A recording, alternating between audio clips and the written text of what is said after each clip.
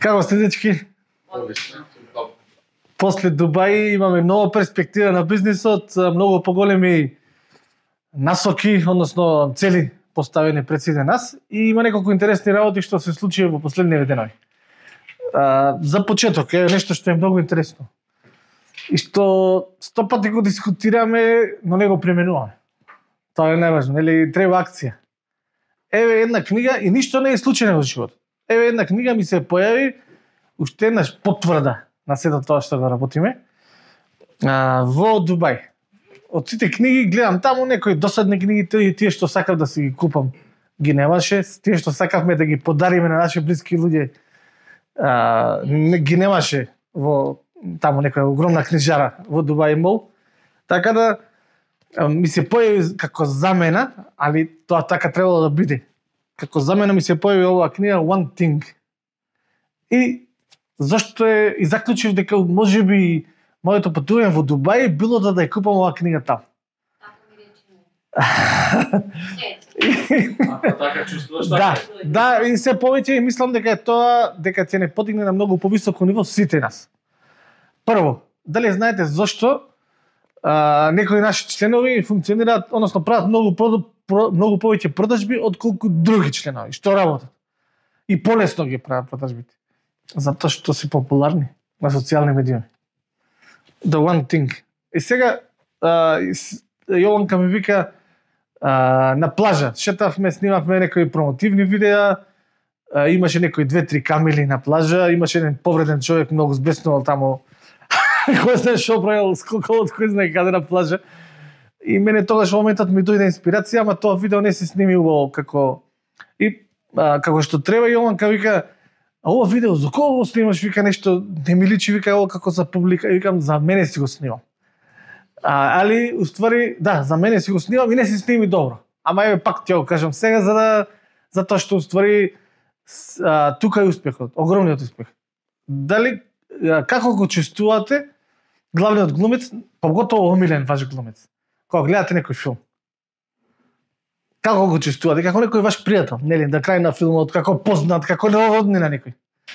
Сега, како го чувствувате некој што е главен лик во вашата омилена ТВ серија? На Netflix, например. Сте го гледале 3 сезони, 4 сезони. Како со вас да живее, буквално. И живее во главата. Сега, тоа е моќта на социјалните медии.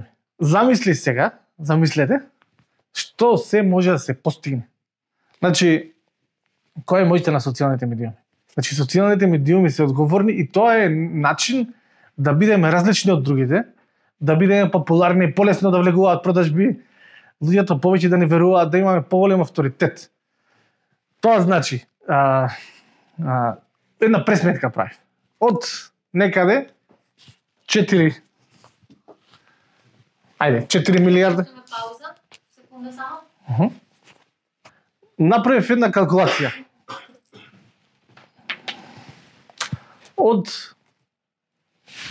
повторно стар фломастер, ама ќе одиме со нов. Значи, некаде 4 милиарди луѓе, милиони се вие, имаат интернет пристап. Од нив, некаде 1% од луѓето објавуваат содржини онлайн. Некаде 1%. Што значи? Тоа 2 нули. Значи 7 нули. Како доја? Да. 40 милиони луѓе.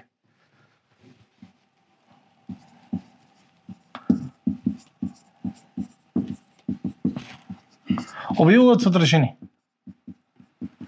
Но, молам? Ај. Било кои објавуваат содржини, но кои се редовни, кои не се редовни, кои се дисциплинирани, кои не се, но Општо, прашањето беше дали лично своји или одржуваат, например... не само своји, значи прават Инстаграм канали со Не мисли само на своји. не само своји содржини. Време да се снима, младен. Едноставно некој не сака да се снима. Ама има толку многу успешни профили кои што не се појавуваат луѓето лично. Да. Значи нема врска да става, некој можеби не се. 40 милиони луѓе од цела планета снимаат редовно. Аматерски, од време на време, некои снимаат професионално, некои полупрофесионално. Но, само 1% од овие што снимаат, што објавуваат, снимаат редовно и професионално. Значи, 1% од нив снимаат како што треба. Тако, и реално се тие наша конкуренција. 1% од нив. Значи, 1% од 1% од цела светска популација снима редовни содржини и се борат за целата публика на светот. Значи, за да доминираат, да бидат селебрити, да не бидат омилен лик. Односно, ги следе, значи, многу поголема е шансата уште од ТВ серија. Глумецот го гледаат, на Netflix завршува серијата, го чуваат во главата, нели? Како, што се случува кога некој ни е омилен? Го следиме на Инстаграм, го гледаме колку е стар, колку е богат, кој коли ги вози, читаме вести, жолта штампа за него. Буквално се не интересира. Пример, спорт, Дончич, шо направил, победил тројка во последен момент, победил на Владе Дивац, го завркаше. Значи, сите вести, приватни, професионални случувања, се не интересира за него, за таков човек. И сега замислете, 1% од целата таа светска популација објавуваат редовно содржини, но 1% од тој 1% објавуваат професионално, со некој распоред во текот на денот, наменски, значи не било што тематски објавуваат, и се дисциплинирани. И тие се нашата вистинска конкуренција. Значи, 40 милиони, што е 2 нули, колку? 5 доаѓаат нули. 400.000.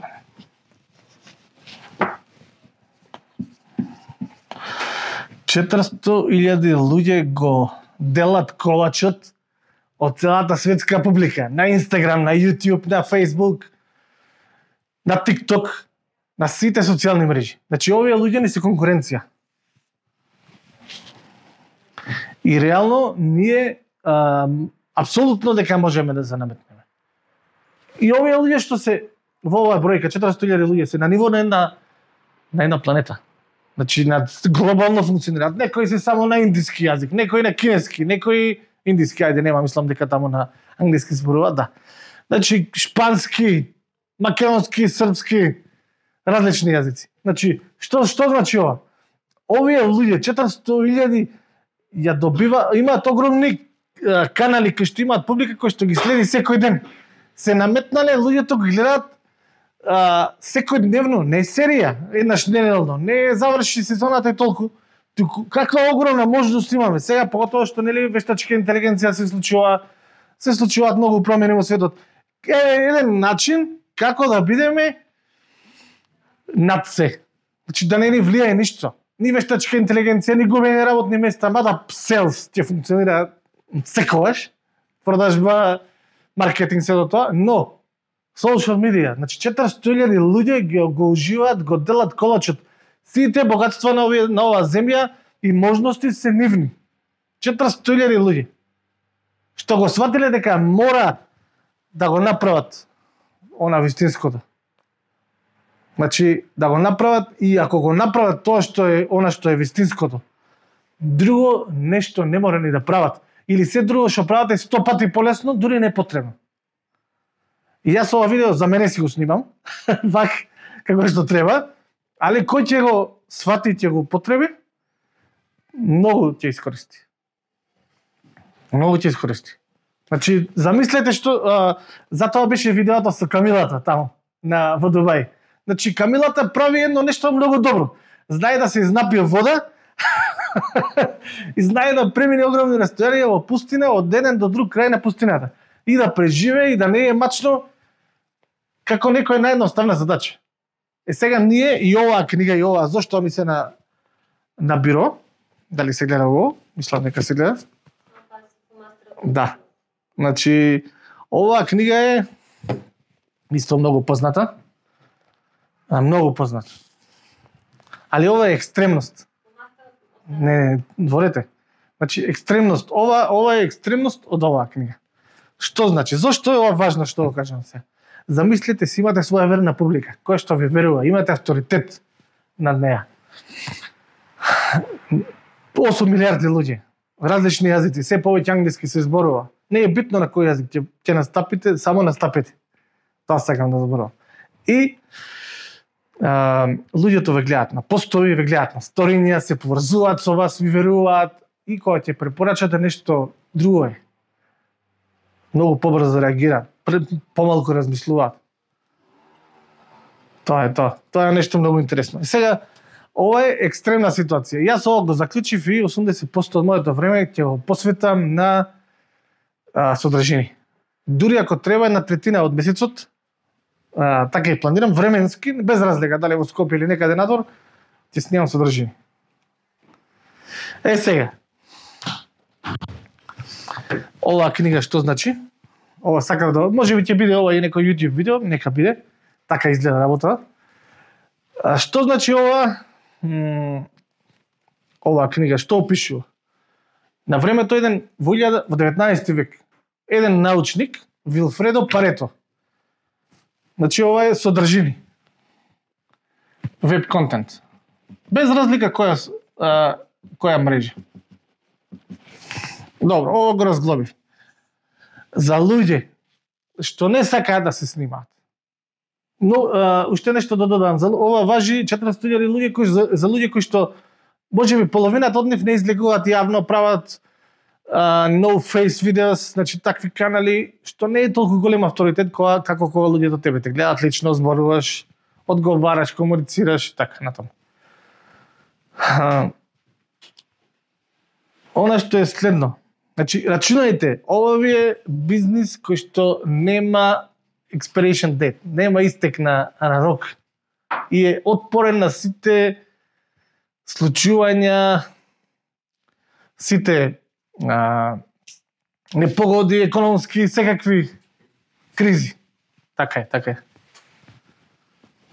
И има огромен простор, цела планета. Значи 400.000 души, цела планета, сите богатства, сите, целото внимание. Најбитно нешто во овој свет сега, на се присутност на содржини на контент, е внимание. За луѓето што не сакаат да снимаат контент, ќе им дадеме ние. Тоа е многу голема работа. Значи, и професионален контент, едитиран контент, дотеран. Значи, буквално од сите светски дестинации ќе има содржини, од сите најдобри светски книги што ги има во библиотека, доаѓаат постојано нови книги и тоа ќе го буквално на највисоко можно ниво ќе биде. Значи, содржини за сите членови, односно партнери во Mr. New Life.